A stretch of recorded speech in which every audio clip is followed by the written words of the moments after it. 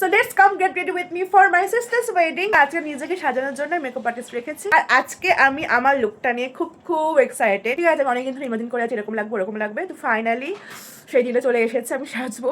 তো কেমন ফাইনাল রেজাল্টটা আসে, কেমনভাবে আমি সাজি বা আমাকে কেমন দেখতে লাগবে, সবটাই তোমরা দেখতে পারো। দিদি প্রায় 1 ঘন্টা লেটে ঢোকে, ওই জন্য খুব তাড়াতাড়ি করে সব কিছু করতে হয়েছিল। আর এখানে লেন্স পরতে গিয়ে তো আমার বড়সড় একটা স্ট্রাগল করতে হয়েছিল, আর রিমুভ করতে গিয়েও একটা আলাদা কাহিনী, মানে প্রায় ওটার সাথে যুদ্ধই করতে হয়েছিল আমাকে। প্রায় 1 ঘন্টা যুদ্ধের পর আমি লেন্সটা পরি। যারা ডেলি লেন্স পরে যে কীভাবে পরে আমি বুঝে পাই না। আর আমার হাতে খুবই কম সময় ছিল, ওই জন্য দিদি খুব তাড়াতাড়ি করে আমাকে রেডি করিয়েছে।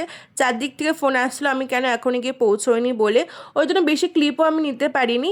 বাট ফাইনাল রেজাল্টটা আমার খুবই পছন্দ হয়েছে, দিদি খুবই সুন্দর করে সাজিয়েছিল, আমি যেমনটা চেয়েছিলাম। সবাই কমপ্লিমেন্ট দিয়েছে আমার সাজটায়। আর তোমরাও বলো আমাকে কেমন লাগছিলো দেখতে।